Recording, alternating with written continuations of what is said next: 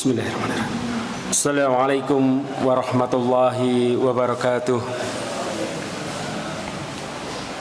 Innal hamdalillah nahmaduhu wa nasta'inuhu wa nastaghfiruh wa na'udzu billahi min shururi anfusina wa min sayyiati a'malina man yahdihillahu fala mudilla lahu wa may yudlil fala hadiyalah. Asyhadu an la ilaha illallah wahdahu la syarika lah wa asyhadu anna Muhammadan abduhu wa rasuluhu la nabiyya ba'da. Allahumma salli ala Muhammad wa ala ali Muhammad wa ala alihi wa sahbihi ajma'in, amma ba'd. Qala Allah ta'ala fil Qur'anil Karim, a'udzu billahi minasyaitonir rajim. Bismillahirrahmanirrahim. Ya ayyuhalladzina amanu taqullaha haqqa tuqatih wa la tamutunna illa wa antum muslimun. Rabbi sahri hadri wa yassirli amri wahlul 'uqdatam min lisani yafqahu qawli. Rabbi zidni ilma warzuqni fahma. Hadirin jamaah salat maghrib dan majelis Jumat malam yang dimuliakan Allah. Alhamdulillah, atas izin Allah kita semua diberikan kesempatan pada malam hari ini untuk menunaikan kewajiban yang dibebankan kepada kita, melakukan sholat maghrib secara berjamaah di masjid yang mulia ini. Shalawat dan salam mudah-mudahan tetap terlimpah curahkan kepada junjungan kita yang selalu kita nantikan syafaatnya kelak, baginda Muhammad sallallahu alaihi wasallam, keluarga, sahabat, dan semua pengikutnya. Mudah-mudahan kita semua termasuk di dalamnya. Hadirin rahimakumullah, di tengah suasana yang berbahagia ini, Masya Allah, ini semua tenang. Di depannya terhidang segelas air, ini di belakang masih persiapan, Masya Allah. Tentu ada baiknya saya juga mengingatkan kondisi saudara-saudara kita di belahan bumi lain. Sebagaimana disebutkan dalam sebuah hadis bahwa perumpamaan orang-orang yang beriman dalam saling mengasihi, mencintai dan menyayangi bagaikan satu tubuh. Jika ada salah satu anggota tubuh yang sakit, maka seluruh tubuhnya akan ikut terjaga dan panas. Hadis riwayat Bukhari Muslim. Hadirin rahimakumullah, hari ini, bahkan mungkin detik ini, saudara-saudara kita di belahan bumi Syam, tepatnya di Palestina, sedang menderita. Bagaimana kita dengarkan mungkin berita di berbagai media, dalam satu malam ada ratusan, bukan hanya orang-orang dewasa tapi anak-anak yang terbunuh oleh bom-bom Zionis laknatullah alaih. Mudah-mudahan Allah segera turunkan pertolongan kepada mereka. Mudah-mudahan Allah segera ringankan beban mereka. Allahumma anjil mustad'afina minal mu'minin, Allahumma ansur ikhwanal mustad'afina fi Palestin. Doa yang harus kita selalu lantunkan agar Allah meringankan beban saudara-saudara kita dan kelak kita diingat sebagai saudara mereka. Dan satu hal pula yang patut menjadikan perhatian kita, yang tak henti-hentinya kita syukuri keadaan ini, mengingat bahwasannya Palestina saat ini adalah satu tarbiyah imaniyah, satu pendidikan keimanan bagi kita. Kalau malam ini saya sampaikan tema tentang kebahagiaan, tentang as-sa'adah, maka bagaimana kita melihat saudara-saudara kita di Palestina sana? Sekilas secara dohir mungkin kita melihat mereka menderita, mungkin kita melihat mereka kasihan, prihatin. Bagaimana kehidupan mereka ketika mereka hidup di pagi hari, belum tentu mereka hidup di sore hari ataupun malam hari. Bagaimana mereka yang masih anak-anak, mungkin tidak berpikir masa remajanya, masa tuanya, karena mereka sudah terlebih dahulu dipanggil oleh Allah. Satu pendidikan keimanan yang luar biasa. Saya belum pernah mendengar atau membaca berita orang Palestina stres terus kemudian bunuh diri di tengah berbagai ujian itu. Padahal penderitaan mereka luar biasa.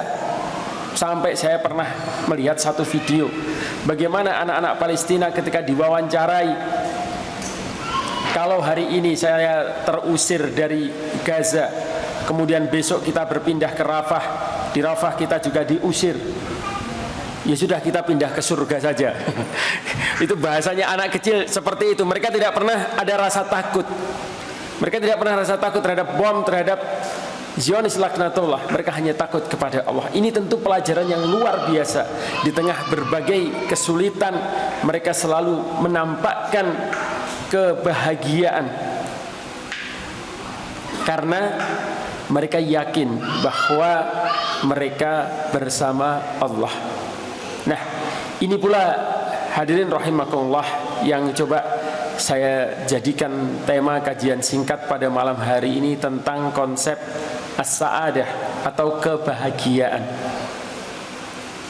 Bukan saya mau bercerita panjang lebar tentang Palestina, tapi bagaimana mengaitkan kasus Palestina sebagai sebuah ibroh, bahwasanya di tengah ujian, di tengah berbagai penderitaan, kita harus selalu memiliki husnudzon billah, berbaik sangka kepada Allah yang nantinya akan melahirkan sebuah kebahagiaan.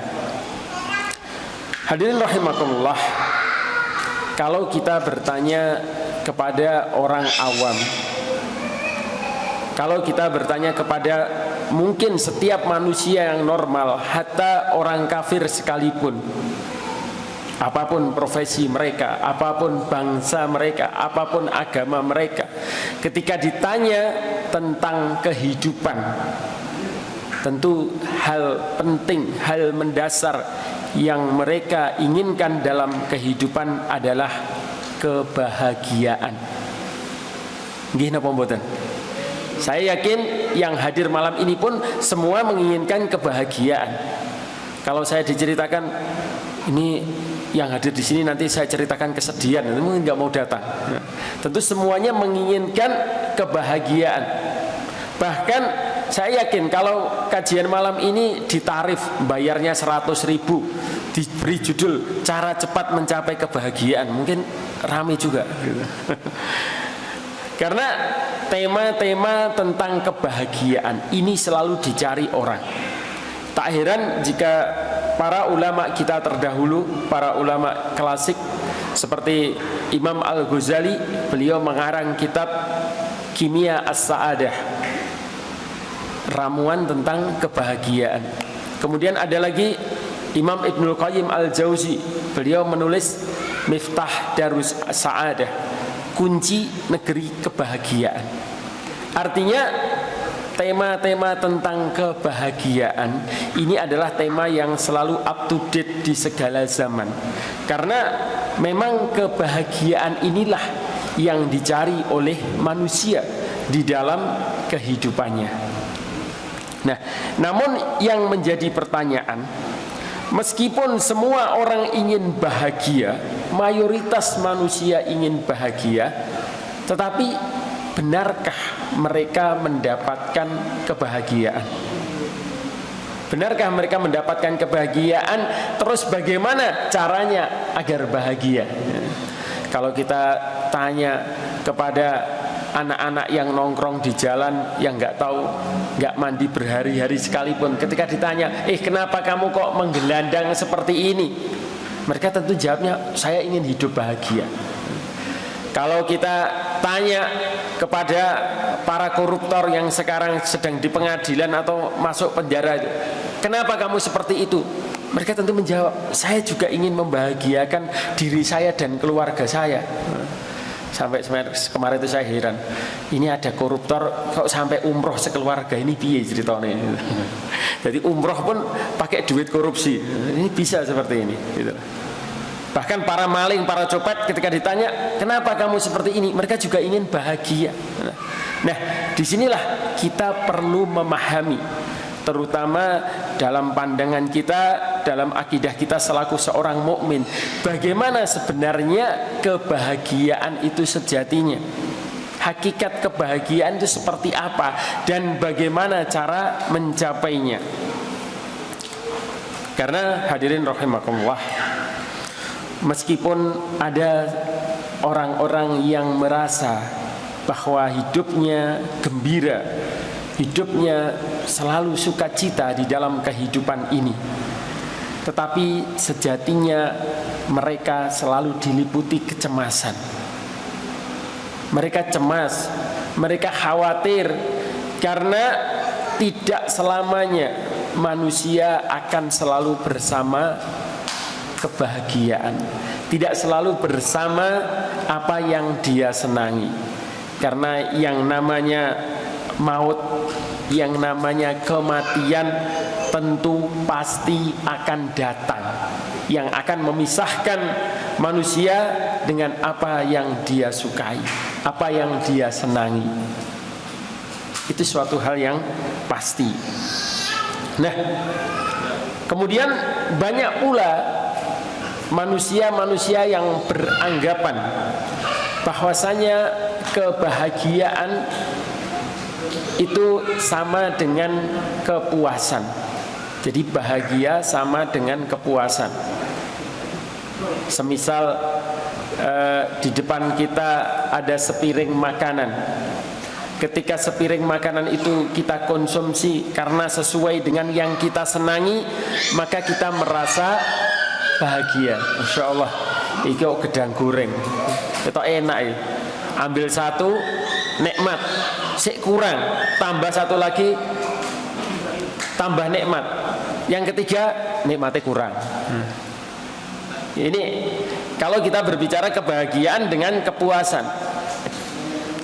Banyak orang gagal memahami antara kepuasan dengan kebahagiaan. Padahal kalau kita telaah, padahal kalau kita kaji secara mendalam, kepuasan ini banyak terkait dengan apa? Keadaan apabila keinginan itu terpenuhi, terutama yang ada kaitannya dengan fisik, ada kaitannya dengan syahwat, baik syahwatnya berupa makanan, harta, atau pasangan, atau yang lain. Jadi lebih terkait kepada syahwat, terkait kepada hawa nafsu. Itu kepuasan. Sementara kebahagiaan ini lebih terkait kepada kondisi apa? Batin atau hati. Jadi berbeda sekali antara kepuasan dengan kebahagiaan. Sayangnya banyak orang yang gagal memahami hal ini sehingga menyamakan kebahagiaan dengan kepuasan. Akhirnya yang dijadikan model, yang dijadikan keinginan adalah apa-apa yang tergambar di berbagai media, apa-apa yang ada di barat yang dijadikan ukuran. Ketika seseorang memiliki materi yang melimpah, ketika hartanya banyak, ketika jabatannya tinggi, ketika pasangannya mungkin sangat ideal, ini bagi mereka ukuran kebahagiaan. Tetapi kalau kita lihat, banyak orang pula yang ketika mendapatkan apa yang dia kejar tadi, apa yang dia inginkan, yang sebenarnya bukanlah kebahagiaan melainkan hawa nafsunya, maka dia kecewa. Ini saya sering mengibaratkan orang yang naik tangga. Semisal lantai 2, orang naik tangga, kemudian mengira bahwa ketika dia naik tangga ke lantai 2 dengan bersusah payah, dia akan mendapatkan kebahagiaan di sana. Tetapi ketika dia sudah sampai ke lantai 2, ternyata dia tidak mendapatkan kebahagiaan. Padahal itu sudah dicapai dengan susah payah. Sama seperti orang yang mengejar dunia. Nanti kalau saya sudah diangkat sebagai pegawai tetap atau PNS misalnya, saya akan bahagia sekali. Hidup saya pasti bahagia. Ternyata setelah dia berjuang dengan keras siang malam, belajar, mungkin mengorbankan waktu, tenaga dan lain-lain, setelah jadi PNS, setelah jadi pegawai tetap, loh aku malah bahagia ini yo, gaweane akeh. Kudu mlebu jam 7, balik jam 4. Gitu. Ibarat dia bersandar di tangga yang salah karena dia mengira bahwa kebahagiaan nanti di sana. Ada orang yang mengira nek wis ndek mobil ki enak ya, ora kepanasan. Aku saiki numpak motor apa meneh udan-udan ngene iki panas, ya aku tak tuku mobil walaupun kredit. Setelah dia berpikir dengan mempunyai dia mobil nanti dia akan bahagia. Tapi tiba-tiba mobil itu dipajeki ya tahunan. Belum lagi cicilannya, Masya Allah. Akhirnya dia tidak bahagia pula. Ada pula yang menginginkan pasangan yang mungkin kalau laki-laki cantik, kalau yang wanita yang ganteng, inginnya pasangannya. Setelah mendapatkan pasangan hidup yang sesuai, inginnya tadi bahagia, tetapi realitasnya, kenyataan, waduh, di bojo ayu ki ragate akeh tiba-tiba. Kudu glowing apa neh ya macam-macam. Urung cemburune wis repot. Wis nek pas-pasan wae. Artinya apa? Ketika ukuran-ukuran kebahagiaan tadi disandarkan kepada yang sejatinya itu merupakan kepuasan, orang akan kecewa. Nah, lantas bagaimana kita selaku seorang mukmin mencapai kebahagiaan yang kita inginkan? Sesungguhnya kebahagiaan yang diinginkan oleh seorang mukmin menurut parameter, menurut ukuran yang ditentukan Allah itu seperti apa sih? Nah, ada doa yang setiap hari kita baca dan kita mungkin hafal, tapi kurang kita tadabburi, kurang kita dalami, kurang kita renungi, sehingga kita tidak paham terhadap doa yang kita baca tadi. Doanya apa? Rabbana atina fid dunya hasanah wa fil akhirati hasanah wa qina adzabannar.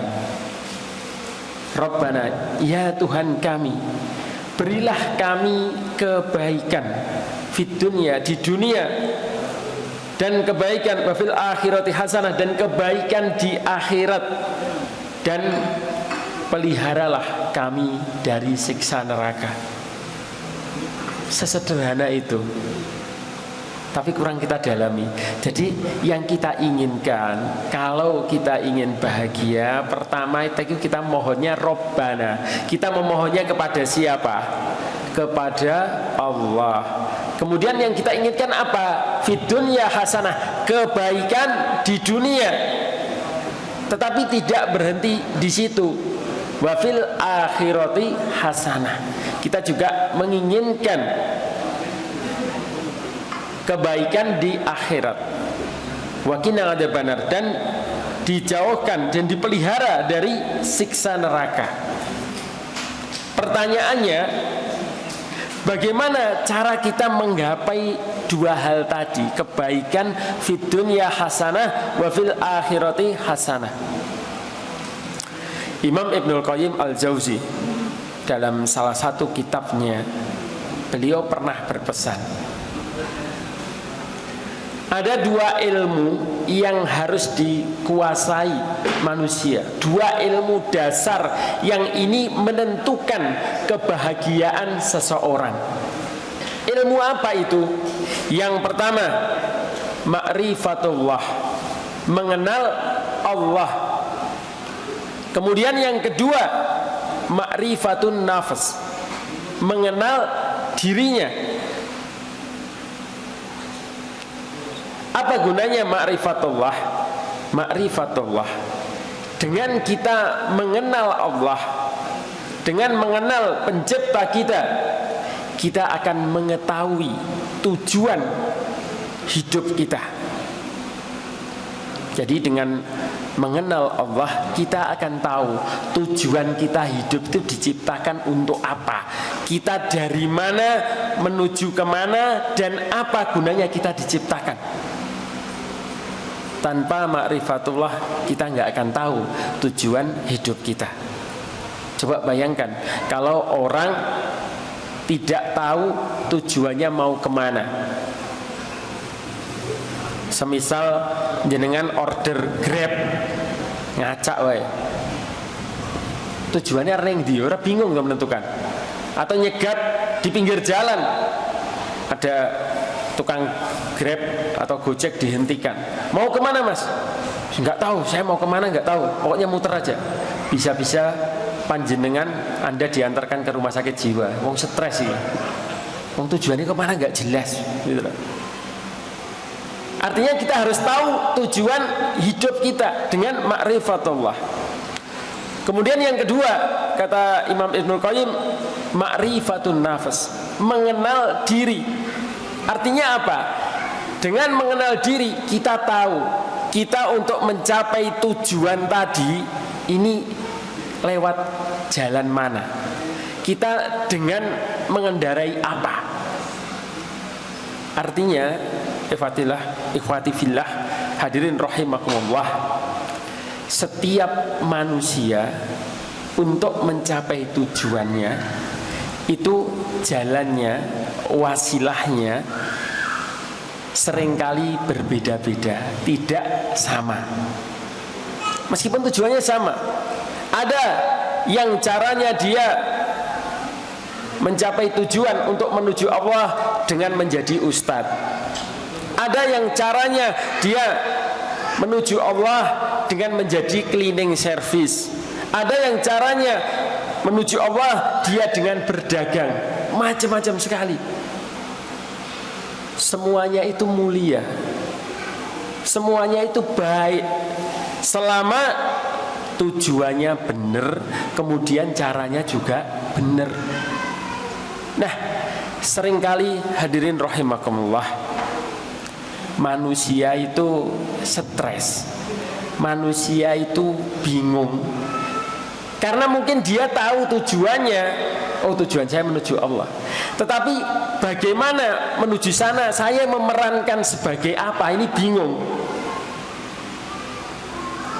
Mohon maaf, saya boleh minum ya?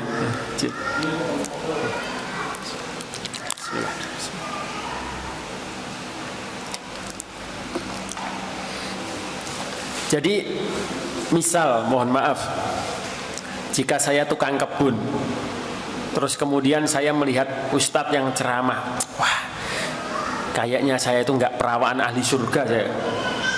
Surga ini dipek ustadz. Seakan-akan pekerjaan tukang kebun itu tidak bisa mengantarkan dirinya menuju Allah. Ada lagi pedagang. Pedagang mengira, waduh, pedagang ini kita cedak-cedak neraka ya. Golek sing haram wae angel apa meneh sing halal. Sehingga dia berpikiran, kayaknya dengan berdagang ini saya sulit untuk menuju jalan Allah. Kayaknya yang berhak menuju jalan Allah itu ustadz kabeh, entek sampai ustadz.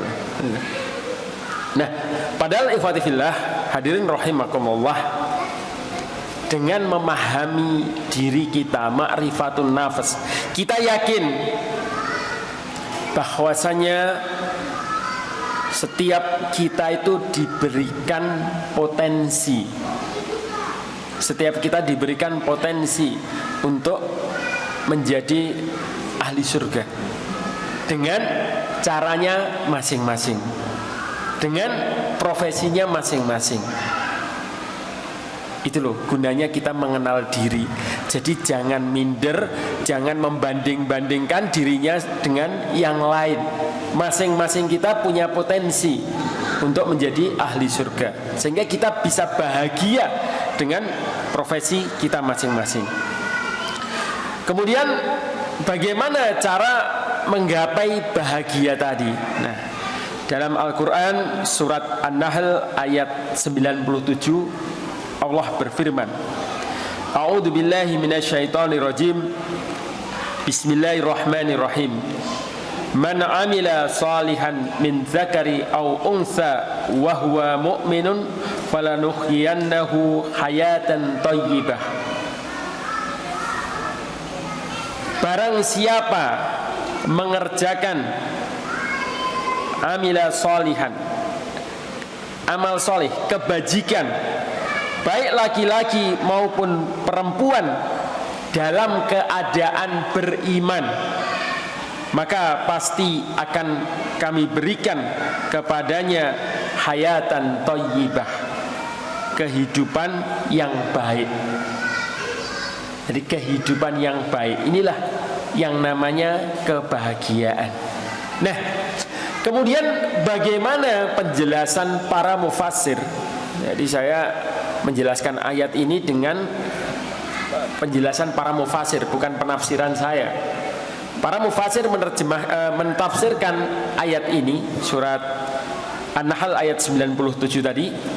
Misalnya di dalam tafsir Al-Qurtubi, Imam Al-Qurtubi rahimahullah menjelaskan di dalam tafsirnya bahwa terdapat beberapa tanda dari hayatan thayyibah, kehidupan yang baik atau kebahagiaan itu seperti apa tanda-tandanya. Kemudian beliau menjelaskan yang pertama, hayatan thayyibah itu tandanya adalah rezeki yang halal. Rezeki yang halal. Sebagaimana doa kita yang sering kita baca, Allahumma inni as'aluka ilman nafi'an wa rizqan thayyiban wa amalan mutaqabbalan. Nah, di permintaan kita kedua tadi disebutkan rizqan thayyiban. Para ulama menjelaskan ketika di dalam redaksi sebuah hadis disebutkan thayyibah, ini sudah jelas di situ halal. Jadi tidak perlu disebutkan Allahumma inni as'aluka rizqan halalan thayyibah. Cukup disebutkan thayyiban, di situ sudah mencakup, sudah pasti yang halal. Nah, kita di situ memohon kepada Allah agar diberikan rizki yang halal dan thayyib. Karena ini adalah salah satu ciri atau tanda yang membuat orang bahagia. Rizki yang halal akan membuat hidup menjadi bahagia dan penuh berkah. Segala urusan menjadi mudah. Keluarganya pun diharapkan menjadi sakinah, mawadah, warahmah. Ini harapannya kalau rizkinya barokah. Karena makna dari barokah para ulama menjelaskan sebagai ziyadatul khair, bertambahnya kebaikan. Jadi dengan bertambahnya rizki maka akan bertambah kebaikan. Nah, tanda-tanda rizki yang barokah itu seperti apa? Pernah dijelaskan oleh seseorang ulama, saya lupa namanya. Kalau kita lihat di dalam kehidupan sehari-hari kita itu sebenarnya gampang mendeteksi. Rizki yang barokah itu membuat kita itu tenang di dalam hidup. Kalau saja binatang, makhluk Allah yang lain, kita mungkin di rumah mempunyai seekor kucing. Kucing itu kalau di meja dapur kita ada pindang. Kalau dia tidak kita beri pindang secara langsung, artinya sebagai memang ini konsumsinya kucing, tentu kucing akan mengambil dengan gimana? Mengendap-endap. Dia mencari kelengahan kita. Kalau kita lengah akan diambil dan langsung dibawa lari, takut kalau ketahuan. Nah, demikian juga rizki yang barokah, rizki yang thayyibah, ini kita di dalam mencari juga akan tenang. Gak mungkin orang mencari rizki yang halal dan thayyib terus delik-delian, koyok pedagang narkoba, kok yo ahli koruptor, ahli korupsi, mesti delik-delian, mesti takut. ketika dia memiliki sebuah bisnis nggak kelihatan, terus ditanyakan temannya, kamu bisnis apa ya, kok tiba-tiba kamu bisa beli mobil, kamu bisa membangun rumah, mau rahasia ini. Ketika diselidiki semakin takut lagi. Nah, ini mesti ada sesuatu yang disembunyikan gitu. Begitu juga seorang pegawai, satu angkatannya mungkin sama, gajinya sama-sama tahu, kok tiba-tiba nggak punya bisnis sampingan, kok tiba-tiba dal. Mesti ketika diperiksa kan takut, ini dari mana misalnya. Nah, maka indikasi yang paling mudah yang dirasakan orang yang memiliki rizki yang halal dan thayyib, dia akan tenang di dalam mencari dan tenang di dalam menikmati. Jadi jangan pernah berpikir yang namanya korupsi itu harus ratusan juta atau miliaran. Terkadang hal-hal kecil saja itu bisa terjadi korupsi. Dan untuk para pedagang, terkadang hal-hal yang terlarang itu datangnya itu bukan dari kita, tapi justru dari pembeli kita atau rekanan kita. Saya pernah dulu ketika bisnis buku-buku agama, saya pernah jadi penerbit buku-buku Islam. Bayangkan, buku-buku Islam, buku-buku agama. Kemudian yang pesen sebuah departemen, saya nggak sebut departemen apa, tapi instansi resmi. Nilainya berapa waktu itu banyak, dan saya senang. Wah, ini bukunya mau dibagikan ke masjid-masjid, Pak. Wah, saya senang, wah ikut amal jariah nih. Tapi nilai kontraknya yang awalnya puluhan juta disuruh merubah jadi ratusan juta. Coba, jenengan bisa bayangkan, itu nggak niat saya loh, niat pembeli saya.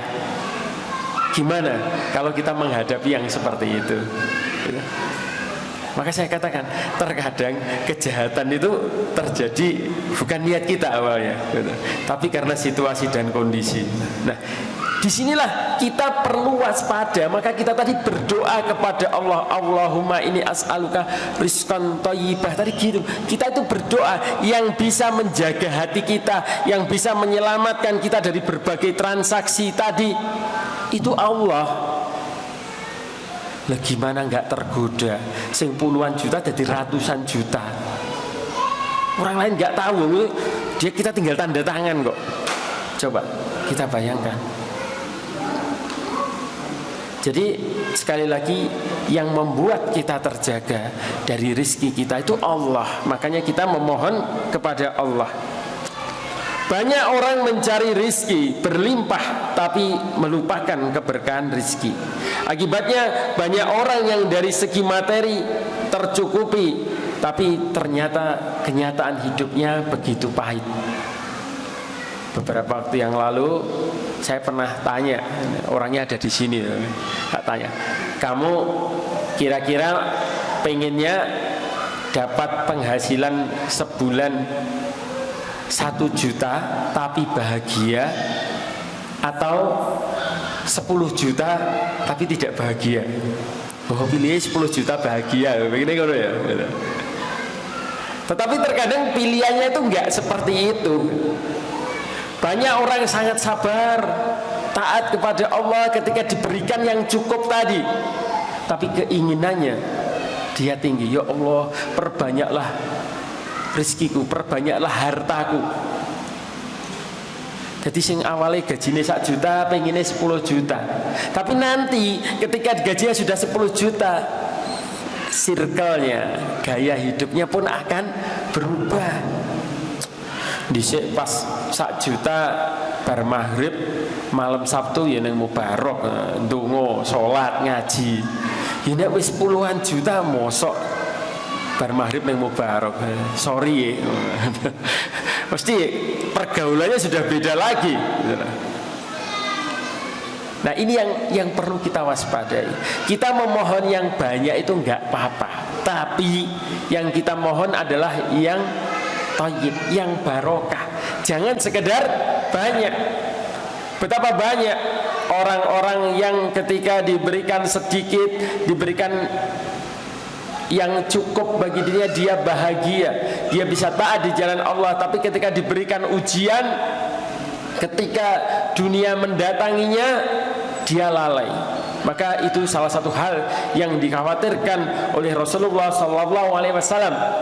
Ketika dunia, ketika harta mendatangi kita dan kita tidak siap. Nah, ini hadirin rahimakumullah yang harus kita pahami ya. Jadi yang namanya kebahagiaan tidak berhubungan dengan ukuran-ukuran kuantitas. Bertambahnya harta, bertambahnya jabatan, bertambahnya ilmu, bahkan kalau tidak ada barokah di situ. Maka rizki yang halal ini menjadi pertanda seseorang yang hidupnya bahagia. Kita bisa melihat banyak contoh. Banyak mereka-mereka yang hidupnya mungkin tidak begitu mewah, tetapi cukup, kebahagiaan bisa meliputi mereka. Walaupun kalau dihitung secara matematika itu tidak cukup, tapi nyatanya bisa. Saya mempunyai pengalaman dengan beberapa teman yang kebetulan bekerja di pondok, baik dari bagian driver, sopir, kemudian dari bagian kebersihan di beberapa pondok. Pernah ngobrol dengan saya. Dia bercerita, dulu sebelum saya kerja di pondok, mengabdi di pondok, gaji saya itu mungkin 3 kali atau 4 kali lipat daripada gaji saya di pondok. Tetapi waktu saya dengan keluarga, waktu saya untuk Allah, ini kurang. Kebahagiaan tidak menghinggapi saya. Bagaimana bisa menghinggapi saya? Wong saya dengan istri bisa ketemu paling hanya ketika libur saja, karena setiap hari harus keluar. Waktu saya habis di jalan untuk mengejar dunia. Sampai kemudian akhirnya dia memutuskan resign dari pekerjaannya, bekerja di pondok. Gajinya mungkin tinggal 1/4. Tapi Masya Allah, masalah kecukupan tadi, barokah. Ternyata Allah bukakan pintu rizki itu dari tempat-tempat lain. Dia mungkin kerja pokoknya, kerja resminya di pondok, tapi yang tidak resminya di rumah dia macul, dia bercocok tanam, rizkinya banyak dari situ. Nah, ini kisah nyata, saya menyaksikan sendiri. Masya Allah, ada orang-orang yang seperti ini. Maka hadirin rahimakumullah, ini rata-rata kan bekerja di ma'had, di pondok. Mudah-mudahan barokah selalu melingkupi antum sekalian, gitu. Jadi serba cukup pokoknya, gitu. Insya Allah. Begitu juga ada sebaliknya, orang-orang yang bergelimang dengan kemewahan, tapi bagaimana hidup mereka begitu jauh dari Allah. Jadi bukan saja dia jauh dari Allah, dengan keluarganya sendiri seringkali terjadi masalah. Nah, salah satu ciri harta yang berkah adalah jika harta tadi dimiliki oleh seseorang, membuat dia semakin dekat dengan Allah. Ini cirinya. Jadi kita bisa introspeksi pada diri kita. Bertambahnya rizki yang diberikan kita oleh Allah kepada kita, ini menambah kita semakin dekat dengan Allah atau enggak? Kalau rizki di sini dimaknai secara luas, bukan hanya sekedar harta, anak-anak, pasangan, semuanya ini mendekatkan diri kita kepada Allah atau enggak? Kalau kemarin saya jomblo, sekarang saya sudah menikah, ini saya semakin dekat dengan Allah enggak? Karena beberapa oknum ini seringkali gitu. Loh mas, saiki orang tahu ngaji nih, aku membina kader di rumah, repot ini, gitu. Jadi jangan sampai seperti itu. Mungkin bisnis kita semakin bertambah luas, semakin membesar, ini semakin mendekatkan diri kita kepada Allah atau malah semakin jauh? Ilmu kita mungkin bertambah, kita mungkin sudah S1, S2 ataupun S3, tapi kita semakin tawadu, semakin dekat dengan Allah atau malah semakin sombong. Wah, diundang ngisi neng mubarok, iki amplope piro? Aku iki lho wis doktor. Nah, repot kalau seperti itu. Jadi ini menjadi introspeksi, muhasabah bagi kita semua. Harusnya berbagai karunia yang diberikan Allah semakin menambah ketakwaan kita kepada Allah. Kemudian yang kedua, hayatan thayyibah menurut Imam Al-Qurtubi adalah qanaah. Qanaah itu apa? Ridho. Ridho dengan pemberian Allah. Kalau dalam bahasa Jawa disebut apa? Nrimo ing pandum. Itu ridho. Itu qanaah maksud saya. Seseorang ketika dia dikaruniai rizki yang banyak, entah itu jabatan yang tinggi, harta benda yang melimpah, ketika dia tidak qanaah, maka tidak akan ada kata cukupnya. Ibarat seseorang yang meminum air lautan, bukan menghilangkan dahaganya, bukan menghilangkan hausnya, tapi dia akan bertambah semakin haus. Maka obatnya di sini adalah qanaah. Sebagaimana disebutkan oleh Nabi SAW dalam hadis riwayat Muslim, qad aflaha man aslama wa ruziqa kafafan wa qanna'ahu Allahu bima atahu. Qad aflaha man aslama. Sungguh beruntung orang yang masuk Islam, diberikan kecukupan rizki, wa qanna'ahu Allahu, dan diberikan qanaah bima atahu oleh Allah atas apa yang diberikan kepadanya. Jadi sungguh beruntung orang muslim, orang Islam yang diberikan rizki yang cukup, kemudian dia qanaah, ridho terhadap pemberian tadi. Nah, ini orang yang beruntung di dunia. Maka bagaimana kita menjadi orang yang qanaah, ridho terhadap pemberian Allah, sehingga dengan apa yang diberikan Allah tadi kita syukuri, kita gunakan semaksimal mungkin di jalan Allah, niscaya Allah akan tambah rezeki kita tadi. Dan itulah yang membuat kita tenang. Hadirin rahimakumullah, sebagaimana yang saya katakan tadi, ketidaktenangan, orang tidak bahagia, bahkan stres itu karena apa? Karena nggak qanaah, nggak nerimo. Wis dikei motor, pikirane mobil. Wis dikei mobil, pikirane kurang sing mewah. Wis dikei bojo siji, urung mampu sing mikire papat. Nah, ini repot ya. Ya kalau sudah makomnya ya apa-apa, ya Ustaz Ridho. Tapi nek urung mampu aja mikir sing dhuwur-dhuwur lah, marai stres. Justru dengan qanaah, beban hatinya terasa ringan. Karena betapa banyak orang yang diuji dengan keberlimpahan, namun tidak sedikit di antara mereka tergelincir menjadi orang yang rakus. Nah, terakhir sebelum adzan, bagaimana agar kita bisa qanaah?